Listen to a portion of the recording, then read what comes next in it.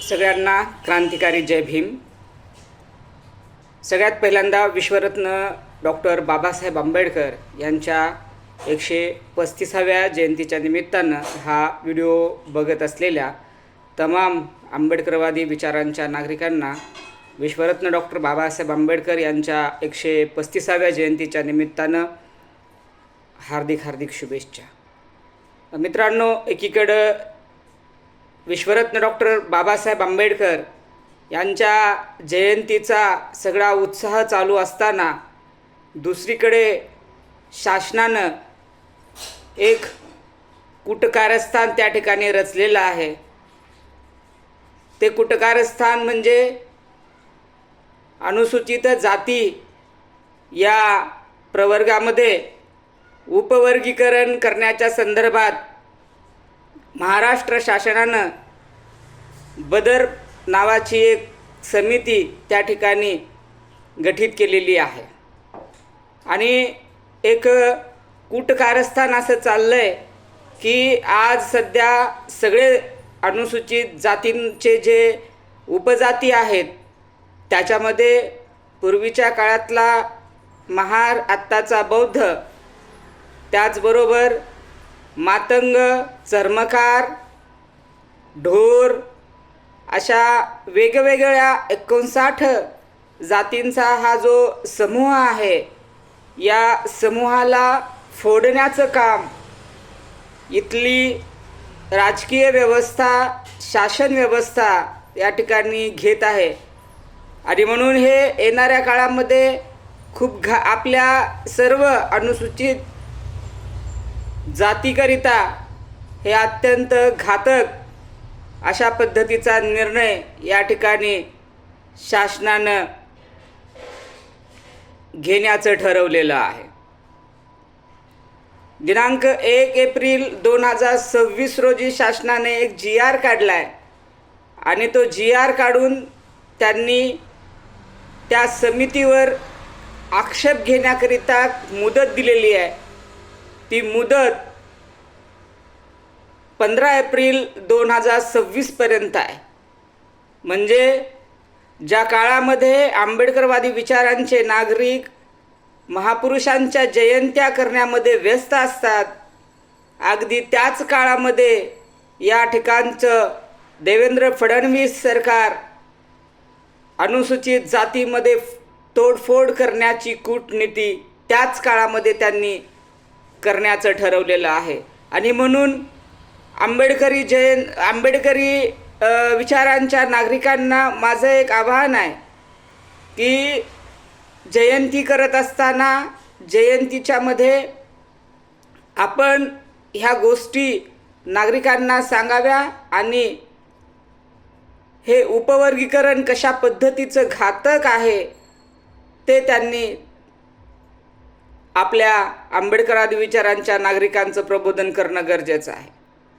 मुळामध्ये उपवर्गीकरणाची आवश्यकता नसताना किंवा अनुसूचित जातींच्या नागरिकांना विचारात न घेता, अनुसूचित जातींच्या लोकांना कसल्याच पद्धतीची पूर्वसूचना न देता अशा पद्धतीचा GR काढून या शासनानं अनुसूचित जातीच्या लोकांचा विश्वासघात केलेला आहे असं त्या ठिकाणी आपल्याला म्हणता येईल।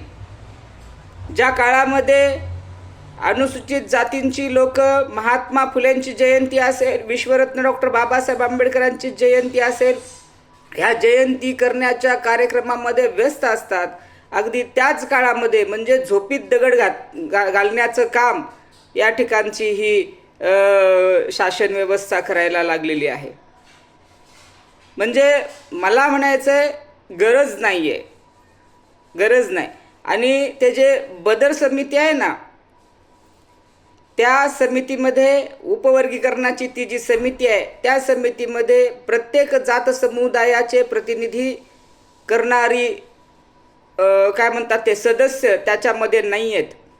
म्हणून ती जी समिती आहे त्या समितीचा आलेला जो अहवाल आहे तो अहवाल हा एकतर्फी असण्याची शक्यता त्या ठिकाणी आपल्याला जास्त वाटत आहे. आणि त्या अहवालामधल्या आलेल्या ज्या तरतुदी आहेत किंवा जे निष्कर्ष आहेत ते निष्कर्षसुद्धा महाराष्ट्र शासनानं जनतेसाठी खुले केले नाहीत.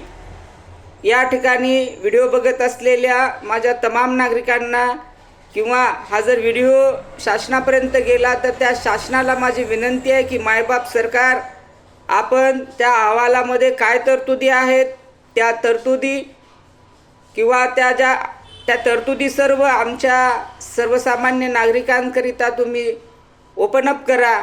आम्ही त्या तरतुदी वाचू आणि वाचल्याच्या नंतर आमच्या ते लक्षात येईल की बाबा तुम्ही घेतलेला हा जो निर्णय आहे तो योग्य आहे की अयोग्य आहे. पुन्हा एकदा इथल्या राज्य शासनाला माझी विनंती आहे की आपण विश्वरत्न डॉक्टर बाबासाहेब आंबेडकर सामाजिक समता सप्ताह साजरा करण्याचा GR काढलाय. तो GR स्वागतार्ह आहे. शासनाला विनंती आहे की आपण अगदी दोन तोंडी जी भूमिका आहे आपली ती दोन तोंडी भूमिका आपण निभावू नये. एकीकडे सामाजिक समता सप्ताह साजरा करायचा आणि दुसरीकडे मात्र त्या महामानवांच्या विचाराच्या विरोधामध्ये कृती करायची. ही कृती खूप घातक आहे. विश्वरत्न डॉक्टर बाबासाहेब आंबेडकर ज्यांनी संपूर्ण आयुष्य जाती अंताच्या लढाईकरिता खर्च केलं, तीच जातीव्यवस्था पुन्हा एकदा जास्त घट्ट कशी तयार होईल याचा प्रयत्न इथल्या शासन व्यवस्थेकडूनच होत आहे. आणि म्हणून एकीकडे सामाजिक समता सप्ताह साजरा करायचा आणि दुसरीकडे मात्र अनुसूचित जातीच्या उपवर्गीकरणाचा GR पारित करायचा, हे कुठंतरी विरोधाभास निर्माण करणारं जे चित्र आहे ते चित्र माननीय शासनानं निर्माण करू नये. आणि आपण जो उपवर्गीकरणाचा जो निर्णय घेतलेला आहे तो निर्णय हा रद्द करावा. आम्ही अनुसूचित जातीतले वेगवेगळे जात समुदाय हे अगदी व्यवस्थित राहत आहोत आणि आम्हाला आमची कसल्याच पद्धतीची उपवर्गीकरणाची मागणी नसताना आपण उपवर्गीकरणाचा निर्णय त्या ठिकाणी स्वतःहून घेत आहोत. म्हणजेच इंग्रजाची जी नीती होती ना, मला ते आठवते आता, इंग्रजांची नीती तोडा फोडा आणि राज्य करा, ही इंग्रजाची नीती आपण म्हणजे राज्य शासनाला बोलतोय मी, राज्य शासन हीच इंग्रजाची नीती आपण अंमलबजावणी करू इच्छिता काय? म्हणजे 15 ऑगस्ट 1947ला आम्ही स्वतंत्र झालोत, इंग्रज आम्हाला सोडून गेलेत, तरीही इंग्रजांची नीती इथली शासन व्यवस्था अवलंबत आहे. आणि म्हणून मी हा व्हिडिओ पाहत असलेल्या जयंती मंडळातले जे कोणी अध्यक्ष सचिव आणखीन कोणी सदस्य असतील किंवा जयंती मंडळ सगळं जयंती मंडळ, या सगळ्यांना मी विनंती करतोय, मित्रांनो आपल्याला ही चांगली संधी आहे. जयंतीच्या निमित्तानं आपण राज्य शासनाच्या म्हणजे जयंतीची जी मिरवणूक आहे ती मिरवणूक झाल्याच्या नंतर 15 तारखेला आपण प्रत्येकानं आपले एक सामाजिक कर्तव्य म्हणून प्रत्येकाने एक निवेदन तयार करा. अनुसूचित जाती उपवर्गीकरणाच्या विरोधामध्ये एक निवेदनाची प्रत मला करणं शक्य झालं तर मी ती निवेदनाची प्रत बनवणार आहे. ती निवेदनाची प्रत आपण ज्या ठिकाणी आहात त्या ठिकाणी आपल्या तहसीलमध्ये जाऊन, आपल्या ग्रामपंचायतीमध्ये जाऊन, आपल्या पंचायत समितीमध्ये जाऊन, आपल्या महानगरपालिकेमध्ये जाऊन, आपल्या जिल्हा परिषदेमध्ये जाऊन, आपल्या कलेक्टर ऑफिसमध्ये जाऊन, जिथं जिथं शक्य होईल त्या ठिकाणच्या तिथल्या जे कोणी राजपत्रित अधिकारी असतील, मग ते तहसीलमध्ये तहसीलदार असतील किंवा कलेक्टर ऑफिसमध्ये कलेक्टर असतील किंवा जिल्हा परिषदेमध्ये CEO असतील किंवा म्हणजे ज्या कोणत्या ऑफिसमध्ये तुम्ही जाल त्या ठिकाणचा जो कोणी राजपत्रित अधिकारी, उच्चपदस्थ अधिकारी असेल त्या अधिकाऱ्याला या उपवर्गीकरणाच्या संदर्भामध्ये आपल्याला निवेदन द्यायचं आहे आणि आपल्याला विनंती करायची आहे की आम्हाला उपवर्गीकरणाची आवश्यकता नाही. शासनानं उपवर्गीकरण करण्याचा हा जो घाट घातलेला आहे तो आत्ता गुंडाळून ठेवावा. आम्हाला त्याची आवश्यकता नाही. जर कोणी एका जात समुदायाने उपवर्गीकरणाची मागणी केली असेल तर ती का केलेली आहे त्याची कारण मीमांसासुद्धा शासनानं आमच्यासमोर सादर करावी. आणि त्याचबरोबर उपवर्गीकरण झाल्याच्या नंतर कशा पद्धतीचे फायदे वेगवेगळ्या जात समुदायाला मिळणार आहेत ते शासनानं आम्हाला सांगावं, तरच उपवर्गीकरण फायद्याचं ठरेल. उपवर्गीकरणाचे अनेक तोटे आहेत. उपवर्गीकरण नेमकं कोणत्या आधारावर करणार आहे शासन? कारण आपल्याकडं मुळामध्ये जातनिहाय जनगणना झालेली नाही.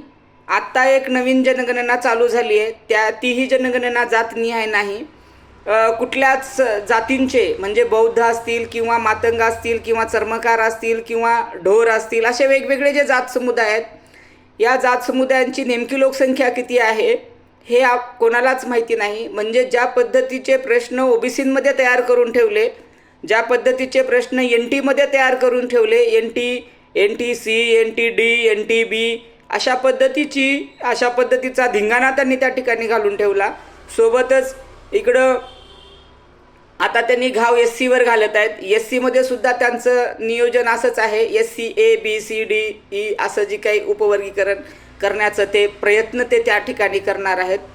मग हे सगळं करत असताना त्यांच्याकडं जातींची जनगणना आहे का? म्हणजे बौद्धांचे किती लोक आहेत म्हणजे तत्कालीन महाराणी आत्तांचे बौद्ध, आणि त्यानंतर मातंगाचे किती लोक आहेत त्यांची लोकसंख्या त्यांना व्यवस्थित आकडेवारी माहिती आहे का?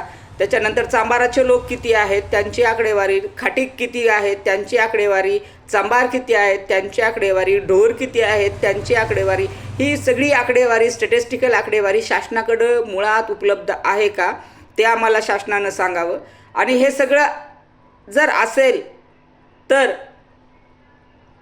तर त्यांच्या लोकसंख्येच्या प्रमाणामध्ये त्यांना त्यांचं रिप्रेझेंटेटिव्ह मिळालं आहे का याचीही आकडेवारी शासनानं आम्हाला सादर करावी. आणि ही जर आकडेवारी शासन आम्हाला सादर करू शकत नसेल तर उपवर्गीकरण आम्हाला मान्य नाही आणि उपवर्गीकरण हे शासनानं करू नये.